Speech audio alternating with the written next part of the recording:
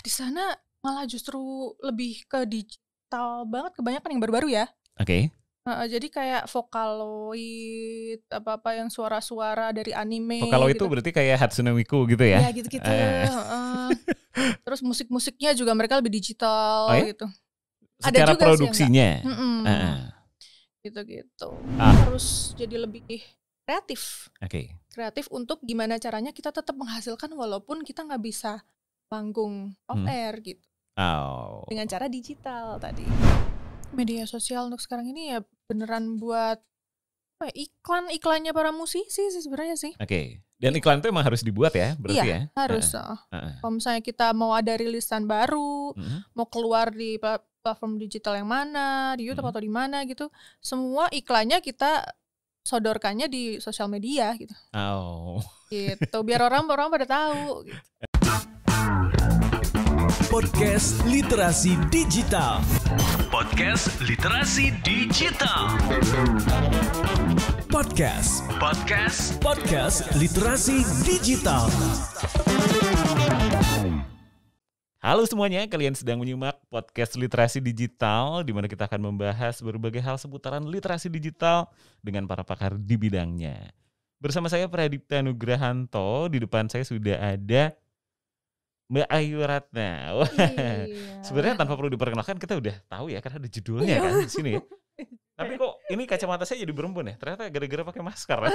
Mari kita buka aja ya masker ya, karena kita udah sudah menjalankan protokol ya.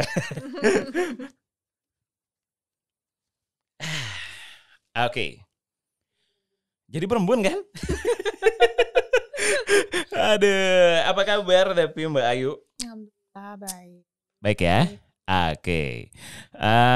Gimana nih? Pandemi sudah hampir 2 tahun ya? Iya ya. Kok 2 tahun? Setahun ya? Setahun ya? Janganlah. Udah sampai lupa tanggalan sendiri kan? Iya sih. Iya. Gimana? Jadi yang dilakukan selama setahun belakangan apa nih? Kebetulan lagi hamil juga. Nah. Tapi itu direncanakan setelah pandemi apa sebelum pandemi sih? Ini sebenarnya nggak direncanakan. Oke. Jadi kurang dekat. Sorry, itu maaf. Dia makanya. Oke. Jadi sebenarnya untuk program sih udah lama ya, udah dari sejak tahun setelah menikah kita udah program hamil. Gitu. Tapi sampai kemarin-kemarin masih belum dikasih gitu kan. Jadi udah akhirnya menyerah gitu. Menyerah ya udah kita lakuin aja terus gitu. Kalau misalnya ternyata tedung ya alhamdulillah, kalau enggak ya gitu. Ternyata kok dapatnya malah pas pandemi gitu. Jadi ada ini ya kabar baik di tengah pandemi ya malahan ya. Oke. Nah, tapi kita tidak akan mengeksplor lebih jauh soal itu ya. Nanti jadi literasi gosip digital saya kalau gitu. Ya juga. Nah, iya kan. Nah, tapi kita mau ngomongin soal kalau ngomongin soal Ayu Ratna, yang ada di bayanganku adalah sosok vokalis Garasi ya. Ya dulu ya. Dulu. Tapi sebelum itu katanya Ayu itu sempat ikut Indonesian Idol ya. Iya, sempat. Itu duluan mana? Idol dulu apa Garasi dulu sih? Idol dulu sebenarnya. Oke. Cuman waktu itu kayaknya ini ya, gagal di berapa besar sih dulu tuh? Dulu 60 besar sih. Itu karena aku sakit dan emang udah nggak tahan aja, jadi kayak emang lebih suka pulang deh kayaknya. Gitu. Sakit beneran sakit ya, bukan sakit hati kan? Enggak sakit hati. Beneran sakit. Kalau nggak salah tuh dulu flu tulang. Oke. Gitu. Ya. Dan mempengaruhi ke suara juga akhirnya. Suara, performa, semuanya mempengaruhi. Mood. Oke. Tapi menarik nih ketika Ayu bilang jadi pengen pulang aja gitu ya. Mungkin apakah jiwa sebagai anak band tuh lebih menggebu-gebu daripada jadi ikut idol kan udah jelas ya. Mungkin ujungnya jadi solois kali gitu.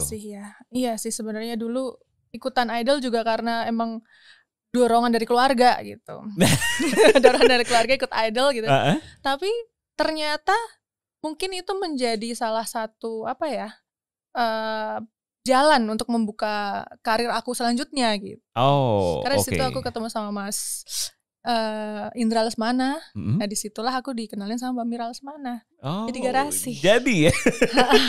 Nah tapi tadi ngomong-ngomong soal tuntutan keluarga gitu ya. Emang gimana sih dulu tuh? Ya udah ikutan di sana itu ada opening idol atau gimana dulu? Ya dulu di Jogja kan ya, itu ada open audisi ya? Audisi. Jadi masukin seperti layaknya peserta lain aja gitu? Iya, dan itu yang daftar bukan aku tapi tante aku. Oh bahkan sampai didaftarin? Jadi yuk pokoknya ini udah aku daftarin ya, kamu pokoknya harus datang gitu. Oh. Oke. Dulu rasanya gimana? Ya udah deh datang aja gitu. Datang aja. Daripada riwah kan sama keluarga gitu. Daripada berantem keluarga jadi ya udah jalanin aja. Tapi aku nyanyi terserah aku ya lagunya apa. Terus mau tetap bawa gitar. Oke. Stylenya terserah aku gitu. Style dalam artian bajunya, baju, rambut gitu. Dan itu gitu. Ya dulu masih agak gotik gitu sih. Ya gitu pokoknya. Waktu audisi pertama di Jogja itu bawain lagu apa sih? Avril Lavigne. Yang? Nobody's Home kalau nggak salah. Oke, itu berarti tahun 2003. 2005. Udah 2005 ya? Oke. Gitu. Dulu berarti audisi regional lolos, terus habis itu langsung masuk ke nasional. Agak lupa lagi ya kayaknya. Pokoknya aku sampai ke Jakarta, audisi lagi, masih lulus lagi. Oke. Terus sampai yang audisi yang kalau nanti lulus itu bisa ke TV. Nah itu aku nggak tahu, lupa itu aku. Nah di situ aku kalah. Oke. Karena disuruh nyanyi lagu pop. Suruh nyanyi lagu pop. Nah, ngomong-ngomong referensi lagu ya kan tadi dengan style yang dulu kayaknya kalau ngomongin Ayu Ratna ya tadi ya gotik banget di eranya.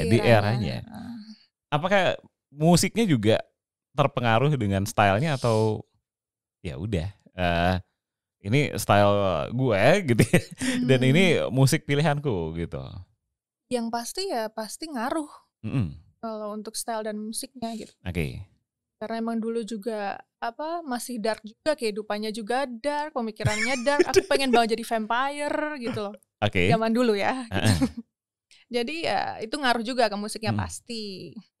Makanya kan kebetulan Garasi juga filmnya agak dark kan. Gaya di situ juga dark. Musik-musiknya juga kita bikin sendiri dan kebetulan dark juga gitu. Jadi kayak semuanya udah kayak takdirnya aja. Situ. Tapi referensi musik awal-awalnya apa sih dulu? Aku dulu Korn. Hip metal ya? Iya, Slipknot. Terus apa lagi ya?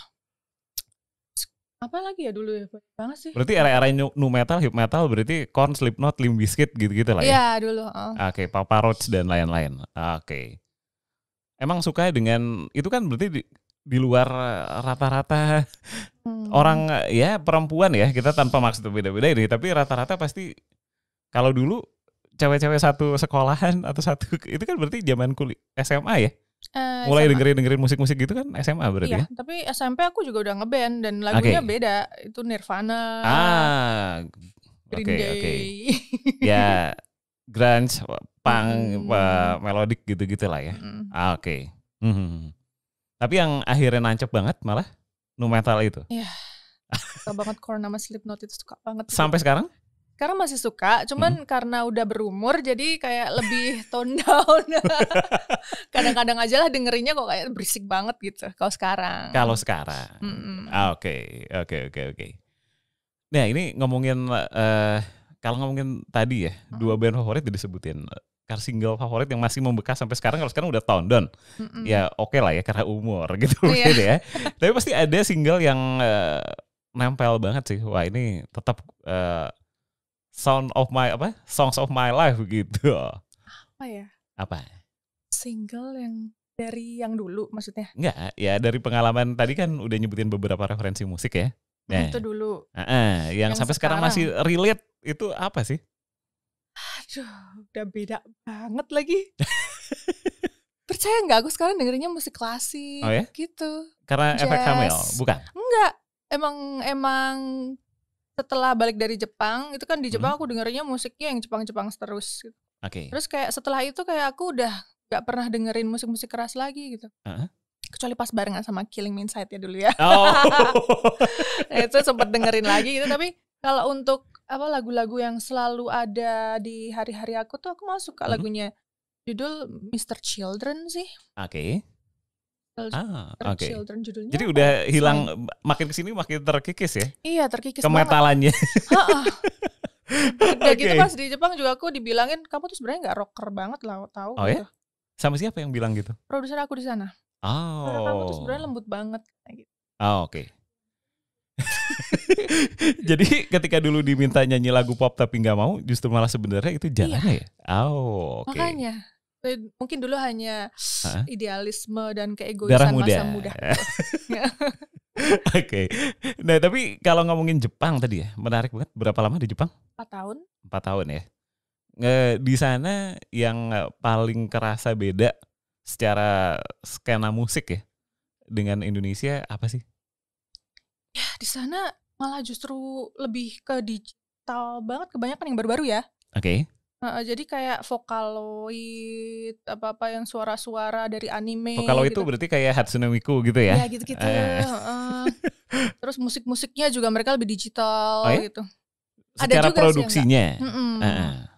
Gitu-gitu. Oke. Distribusi dan lain-lainnya gimana? Aku gak pernah mikirin lagi yang di sana. Ya semua udah ada yang ngatur ya kalau aku di sana sih, dari manajemen gitu. Nggak kayak di sini, di sana tuh kayak artis hanya jadi artis aja gitu. Oh nggak mikirin bisnisnya, jadi mereka ya murni kreasi aja lah ya. Iya, jadi emang kamu artis ya kamu tiap hari udah mikirinnya bikin lagu aja, musik aja, aransemen aja gitu. Oh di sini kan kita masih ini harusnya diinin kemana ya gitu, ini gini, pengennya gimana gitu. Oh di sana kayak udah ada bagiannya masing-masing gitu. Tapi ini dari beberapa cerita teman-teman yang pernah berangkat ke Jepang dan manggung di sana gitu ya. Katanya tim produksian itu sedikit banget ya. Jadi kayak misalnya untuk satu performance itu paling cuma ada 3-4 orang yang nge-set segala macam tapi beres gitu. Betul, ngerasain kayak gitu juga. Jadi apa yang bikin mereka bisa se-efektif itu ya dalam naruh manpower? Sumber daya kayaknya, sumber daya manusianya. Tapi beneran loh, band aku itu mereka nggak bawa kru. Beda sama band-band sini kan India aja krunya banyak. Ya bisa sampai belasan gitu kan. Di sana tuh mereka semua sendiri. Cuman paling ada road manager, roadman yang iniin namanya itu link-linknya, soundnya harus kemana gitu-gitu. Terus ngurusin aku, udah habis itu sound engineer, udah cukup. Dan hasilnya tetap memuaskan kan tapi kan? Tetap. Malah lebih memuaskan kan? Banget. Itu keajaiban Jepang kayaknya ya? Karena mereka mungkin serius banget kali ya dengan apa yang mereka lakukan gitu.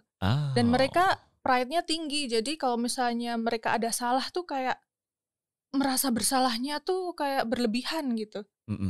Jadi jangan sampai ada yang salah, perfeksionis. Panggung paling menarik di Jepang? Panggung paling menarik di Jepang sebenarnya ada 2, yang negatif sama yang positif. Yang paling aku inget yang negatif dulu adalah saat pertama kali ke sana, aku nyanyi sendiri pakai gitar. Oh di sana kan orang mau nonton harus bayar kan? Ya, dimanapun siapa? Ya, dimanapun tuh. Iya bayar. Kayaknya jarang pertunjukan gratis, hampir nggak ada jarang. Ya. Nah terus yang nonton aku cuma 1-2 orang. Beneran 1-2? Itu festival apa solo? Itu solo. Jadi memang spesial Ayu Ratna performance aja gitu? Jadi kalau di sana tuh kan ada kayak underground music gitu loh. Nah di tempat itu, cafe itulah intinya, live music itu ditulis jam segini siapa, jam segini siapa gitu. Nah ada jam segini Ayu Ratna from Indonesia gitu kan. Yang masuk ya orang yang penasaran aja gitu loh. Dan itu cuma 2 orang. Itu rasanya kayak deg-degan banget, mana gak ada orang Indonesia, semuanya Jepang semua. Aku harus ngomong dengan bahasa Jepang juga, padahal waktu itu masih belajar. Itu deg-degan, melebihi deg-degannya kalau kita manggung biasa gitu. Nah kalau yang positifnya adalah udah setelah bertahun-tahun aku di sana, akhirnya aku bisa one man show. Dengan band aku di sana. Penuh sampai ratusan, ribuan atau? Gak tau ya, gak dihitung. Pokoknya satu live music itu bukan 2 lah ya. Dan itu cuma mau nonton kita kan, jamnya itu kan jam kita gitu kan. Waduh, luar biasa. Terus ya tiketnya sold out lah, banyak yang nonton sampai encore. Apa ya bahasa? Encore. Angkor. Curanmor. Ya gitulah sampai minta lagi gitu tuh yang pertama kali tuh gila. Dan orang Jepang tuh yang orang Jepang semua. Gila. Ya itulah. Itu ya apresiasi orang sana ya. Nah, masih penasaran gak kalian sama Ayu Ratna? Kita bakal ngobrol-ngobrol lebih seru lagi tetap di podcast Literasi Digital. Anda masih mendengarkan podcast Literasi Digital. Oke, masih di podcast Literasi Digital barengan saya Dipta dan bersama saya juga masih ada Ayu Ratna nih. Tadi seru banget ya segmen pertama kita ngobrolin soal bagaimana Ayu memulai karirnya di dunia musik sampai akhirnya goes internasional ya. Kali ini emang benar ya, karena kadang-kadang banyak orang musisi gitu ya melabeli diri udah goes internasional hanya karena pernah manggung. Kalau ini kan bahkan sudah pernah produksi dan tinggal di sana, di luar negeri bahkan gitu ya. Nah tapi ngomong-ngomong musik sendiri gitu ya, pernah kepikiran gak sih, kan tadi udah ya macam-macam pahit dan manis sudah pernah dilalui lah ya. Betul. Pernah kepikiran untuk pindah jalur karir gak sih? Hah? Pindah jalur karir? Apa ya? Acting kan udah pernah. Tapi untuk acting, kalau untuk disuruh memilih acting dan bermusik, aku lebih memilih bermusik. Udah pasti ya? Udah pasti. Karena? Gimana sih rasanya kan kita kan pengen happy ya. Tapi kalau disuruh acting nangis, marah itu kayaknya rasanya sakit gitu, dadanya tuh capek gitu deh. Gitu, itu yang aku rasakan masih garasi gitu. Oke. Gitu. Tapi ngomongin soal waktunya lebih enak mana sih, musik atau acting? Waktu sih tetap musik sih. Oke. Nah, karena bermusik itu misalnya sebulan bisa berapa kali tuh live show di mana-mana gitu kan. Sekalian jalan-jalan ya kan. Jadi kayak melakukan hobi jalan-jalan dan nyanyi itu happy banget.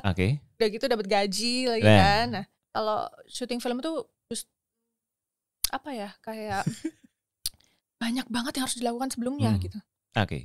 Jadi film garasi itu syutingnya paling cuma berapa bulan, tapi pembuatannya sebelum syuting pembuatan musik, terus acting course dan lain sebagainya itu tuh panjang sekali. Tapi ngomong-ngomong garasi gitu ya, kalau nggak ada garasi, Ayu yakin nggak sih bakal sampai ke titik yang sekarang? Garasi film ya? Gak yakin sih. Jadi bagaimanapun tetap ya, garasi punya itu peran gede punya peran besar sekali di kehidupan permusikan aku. Permusikan. Dan pengalaman juga sih karena berakting. Oke.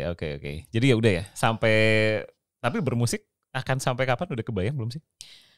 Kalau bermusik akan sampai kapan ya kayaknya sih sampai tua ya. Kayaknya nggak akan pernah sampai nggak bisa main gitar lagi kali ya. Ini juga udah nggak bisa main gitar ini. Ini kalau main gitar ini di sini.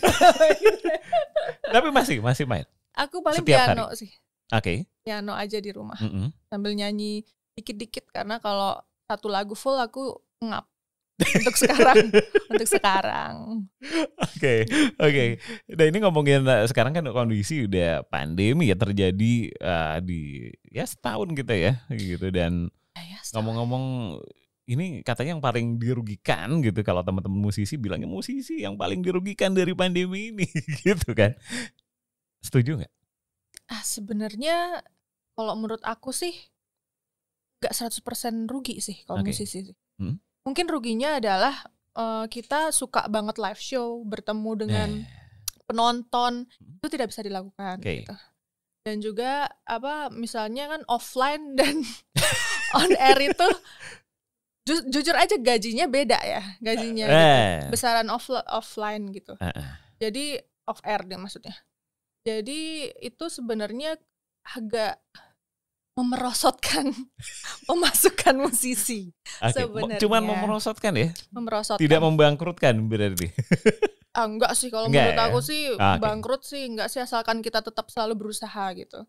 Dan karena di pandemi ini makanya kita harus jadi lebih kreatif. Kreatif untuk gimana caranya kita tetap menghasilkan walaupun kita nggak bisa panggung off air gitu. Dengan cara digital tadi. Nah ini nih menarik banget ketika udah ngomongin digital ya. Buat Ayu sendiri ketika pandemi terjadi, panggungan nggak ada, langkah digital pertamanya apa sih? Yang pasti kita akan selalu menghasilkan musik, selalu berkreasi, bikin lagu, terus rilis digital, biar fans-fans kita, teman-teman yang menyukai musik-musik kita tetap bisa mendengarkan karya-karya kita. Oke. Dan sekarang kan juga banyak sosial media, platform digital yang membantu kita untuk mencari uang dari situ juga. Gitu. Oke. Dan diberi kemudahan juga gimana caranya gitu. Saya masukin ke platform digital kayak Spotify lah, Joox dan macam-macam. YouTube pun sekarang juga menghasilkan. Jadi gimana caranya musisi gak cuma nyanyi doang, gak cuma main musik doang, tapi juga belajar gimana caranya membuat video, jadi gitu. Jadi bagaimana cara menguploadnya gitu. Jadi kayak kita diharuskan selalu belajar di pandemi ini gitu. Biar gak ketinggalan. Tertekan gak sih harus belajar hal baru di urusan digital ya kali ini? Sebenarnya untuk musisi-musisi yang memang suka yang nggak begitu suka digital kan ada dideketin kan dong mic-nya biar lebih kurang asik. Buat musisi-musisi yang dulunya lebih suka yang manual gitu, nggak suka digital tuh memang agak repot sebenarnya. Apalagi untuk orang-orang atau musisi yang jujur ya, bahasa lain itu penting banget gitu. Bahasa Inggris, bahasa apa gitu untuk mempelajari hal-hal itu penting banget gitu. Jadi emang harus belajar terus. Kalau aku sih untung ada suami ya. Jadi ada bantuan ada gitu. Partner buat belajar bareng lah ya. Iya. Karena kalau misalnya nggak tahu ya kita kasih tahu. Kalau aku nggak tahu ya aku dikasih tahu gitu. Malah jadi saling sharing ya? Yes. Oke. Nah tapi ngomong-ngomong soal digital dan distribusinya gitu ya, banyak musisi yang mengeluhkan tetepan lebih enak fisik gitu ya. Itu baru soal rilisan gitu ya. Katanya kalau misalnya salah satu layanan streaming misalnya ada 2 juta play, kayaknya lumayan gitu ya dalam 1 tahun. Tapi ternyata yang dihitung dari pengguna yang subscribe gitu. Nah melihat kondisi kayak gini kan seolah-olah tidak fair buat banyak musisi yang terlambat bertransformasi gitu ya. Soalnya tetap banyak teman-teman yang berhasil aja gitu di kanal digital, khususnya generasi yang baru ya. Nah itu menurut Ayu gimana sih? Aduh, gitu ya. Kok jadi ngeblank. Maaf. Maaf, aku jadi ngeblank. Coba minum dulu mungkin. Mulai tell me-nya keluar di aku nih. Tell me-nya keluar. Kenapa? Gimana? Jadi kan misalnya nih, ini ada musisi yang sekarang ya udahlah era digital ya, distribusi musik gitu. Misalnya lewat Spotify, Apple Music gitu dan lain-lain. Nah, tapi pemasukan dari digital ini ternyata nggak seberapa, nggak ada, ibaratnya nggak ada apa ya, cuman nyelip di gigi doang, itu kotor-kotorin mulut doang daripada rilisan fisik gitu. Gitu ya? Katanya sih begitu. Ya mungkin karena banyak banyak potongan pajak gitu-gitu. Kalau misalnya mau ngambil royalti memang potongan pajaknya gede, apalagi transfernya kan dari luar negeri. Itu agak susah memang. Tapi kalau menurut aku ya, rilisan fisik untuk di Indonesia pun kayaknya agak kurang sih menurut aku. Makanya kita udah mulai lama sejak kapan ya? Sejak 2000 berapa, pokoknya sebelum pandemi ini terjadi pun kita juga mikir mau ngeluarin rilisan fisik. Karena kebanyakan orang juga nggak akan beli. Kebanyakan mereka lebih menunggu yang ada di online atau menunggu downloadan atau menunggu gitu. Itu selalu bertanya seperti itu. Jadi kalau untuk di Indonesia emang aku nggak begitu antusias untuk mengeluarkan rilisan fisik sebenarnya.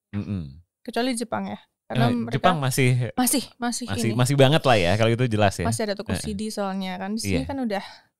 Dan ngomongin ini, mumpung nggak ngomongin rilisan Jepang gitu ya, ngerasa nggak sih kalau rilisan Jepang yang dikeluarkan kan kadang-kadang ada ya Japan Edition gitu, kualitas itu jauh lebih bagus daripada rilisan negara-negara lain.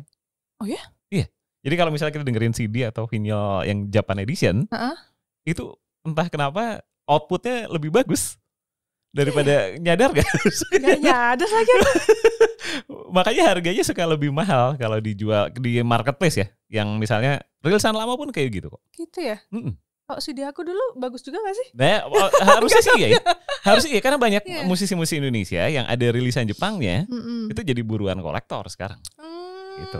Setahu aku sih kalau rilisan CD di Jepang itu nggak bisa dibajak. Kenapa? Ya mungkin itu juga kali. Itu secara proteksi dan ya mungkin itu ya teknologi. Ya, beda. Coba deh ntar kapan kalau misalnya ada rilisan sendiri juga coba di-compare. Soalnya pengalamanku sih selalu beda. Selalu beda. Oke. Wah gila, aku berarti kurang sensitif ya soal hal itu ya. Enggak gitu. Gitu. Wah bagus, terima kasih infonya. Nanti coba dicek. Dan tapi ngomong-ngomong soal ini ya, sekarang kan pandemi yang menuntut keserba digitalan gitu ya. Ada juga musisi tadi ngomongin panggungan yang bilang, Ayu bilang banyak musisi yang mengandalkan interaksi fisik gitu. Ayu sendiri mau melihat itu sebagai suatu kepentingan atau nggak apa-apa deh. Toh nanti lama-lama interaksi orang juga udah mulai lama-lama bakal adaptasi juga gitu. Iya sih, tapi sebenarnya memang tatap muka itu kayak lebih berarti sebenarnya daripada hanya di layar aja gitu. Yeah. Karena aku ngerasa banget waktu ngurusin fans club dulu, ada fans club Ayu Steru kan, fans club aku. Nah itu kalau misalnya kita mengadakan acara kayak ketemuan gitu, terus aktikan bareng, itu attachment mereka ke kita tuh kayak lebih sayang gitu loh. Iya, jadi kayak lebih care. Ada gitu. Emosi yang tidak tergantikan. Iya, ada emosi yang tidak tergantikan. Sebenarnya ya. Oke. Cuman ya lagi kayak gini apa boleh buat, semuanya harus dilakukan. Ini dia nih. Semuanya harus dilakukan. Penasaran nggak apa yang setelah ini bakal kita lakukan? Jangan kemana-mana, tetap di podcast Literasi Digital. Anda masih mendengarkan podcast Literasi Digital. Oke, masih di podcast Literasi Digital barengan saya Dipta dan ada juga Ayu Ratna. Oke, ini kan apa ya? Tadi kita udah ngebahas banyak hal soal digital dan perdebatannya yang nggak akan ada habis-habisnya rasanya sama industri konvensional gitu ya. Nah, kalau sekarang kan platform makin banyak ya. Ini di luar kita ngomongin platform streaming musik buat dengerinnya gitu. Tapi media sosial juga bukan kadang-kadang sih, buat banyak musisi rasanya malah jadi platform distribusi yang baru. Ada loh musisi yang merilis rilisan barunya nggak lewat platform streaming tapi lewat Instagram.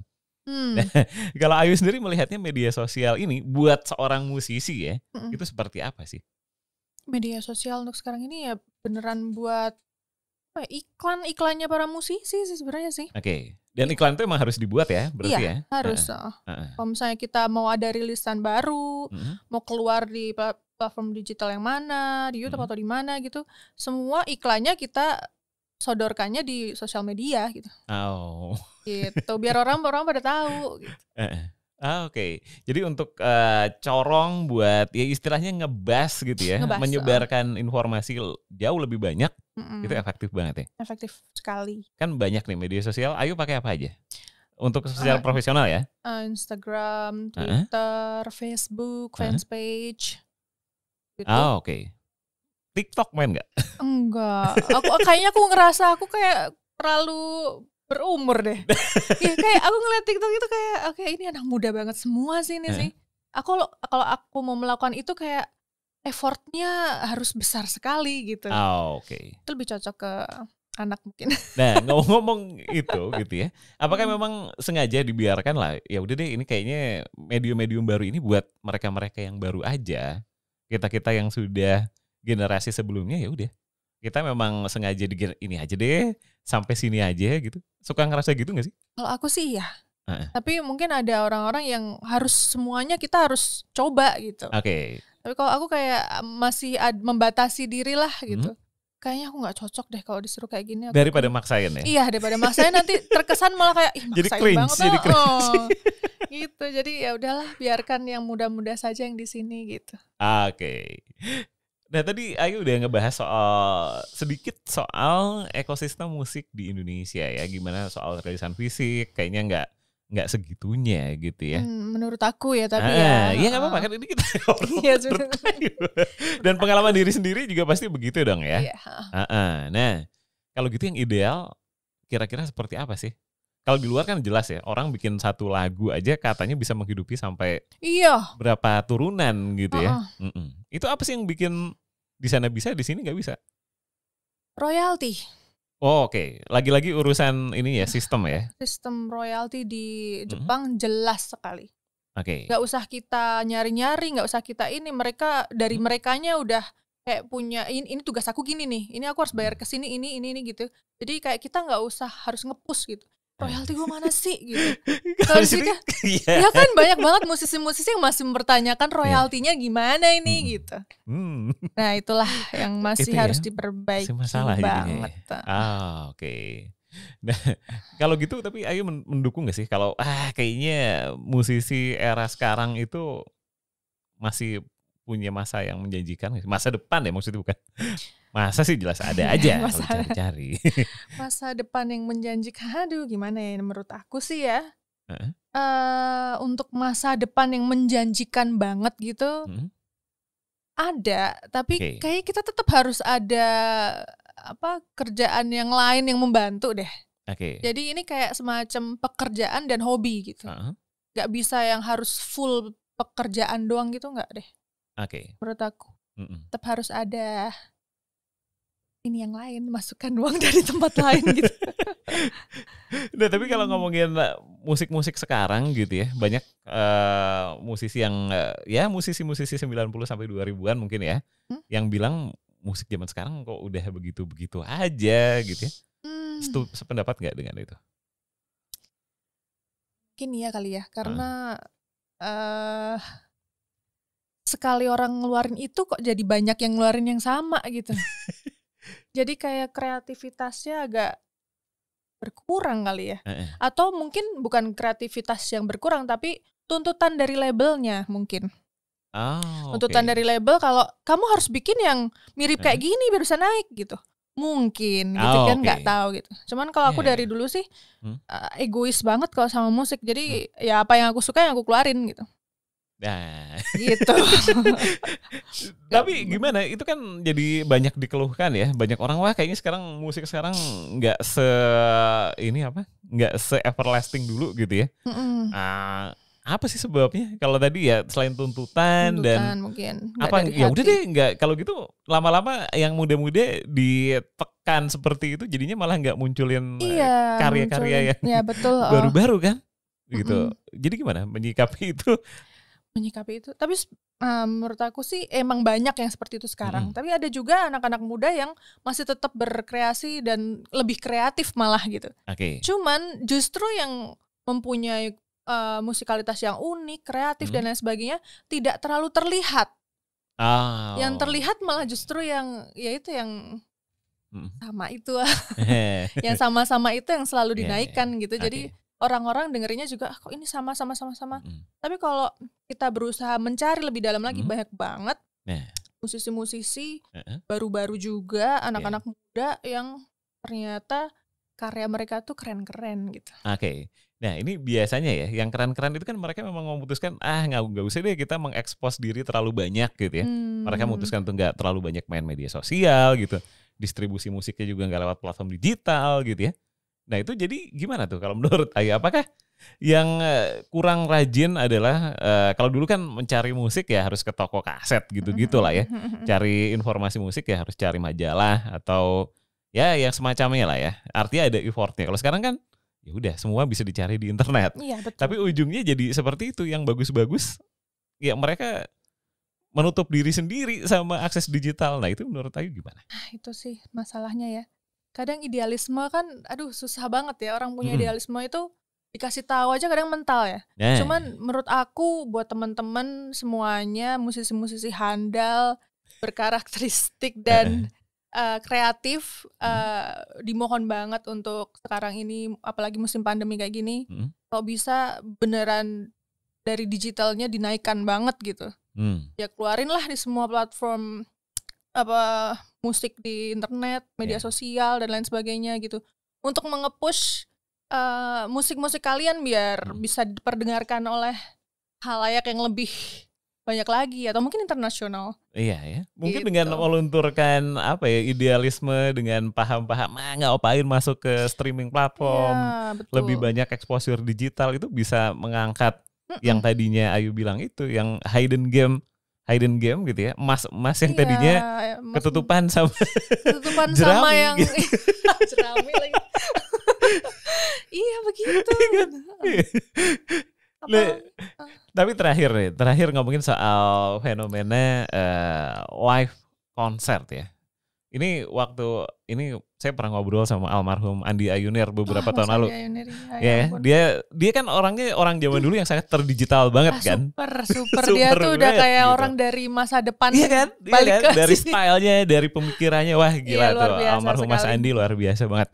Dia sempat bilang suatu saat nih ya orang-orang itu belum jauh dari pandemi itu 2010, 2011 gitu. Dia sempat bilang sewaktu-waktu nih nanti orang itu bakal datang nonton musik secara tidak langsung tapi interaksinya bisa real time. Jadi di seluruh dunia nanti orang misalnya kalau sekarang emang bisa Mas, saya nggak percaya kan. Emang yakin Mas sekarang pakai Skype gitu. Ya nanti kita lihat aja suatu saat nanti ada teknologi yang memungkinkan itu. Orang misal yang dicari lempar-lemparan merchandise misalnya. Ada nanti si musisi bakal ngelemparin merchandise-nya bakal dikirim ke rumahnya. Dia udah bilang gitu waktu itu. Cuman sekali. Memang sih ya sensasi kayak orang datang ke bioskop bukan masalah kita nggak bisa nonton bioskop di rumah ya. Ngantri beli popcorn rasa bioskop kata Dika operator kita rasanya bisa beda gitu. Nah itu mungkin hal-hal seperti itu yang bakal dikangenin sama generasi kita. Iya, nah generasi yang baru-baru mungkin mereka aja nggak tahu gitu ya. Mungkin yang lahir anaknya Ayu nanti sama lahir di era pandemi kan bisa dibilang atau post pandemi ya, mudah-mudahan pandeminya sudah berakhir. Amin. Mungkin tidak akan terlalu akrab dengan ya itu ya apa yang kita gitu ya. Gimana sih itu menurut aku gini. Iya sih. Tapi luar biasa sekali ya Mas Andi ini almarhum. Gila pemikiran dia kenapa? Gila kan? Iya makanya. Luar biasa sekali ya juga ya.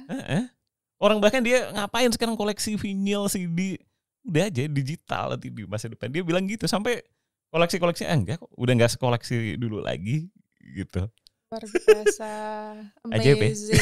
amazing banget. Nah tapi masa depannya adanya di mana? Apakah Ayu yakin nih masa depannya dia di digital ini atau ini masih peralihan gitu? Ini peralihan sih menurut aku sih.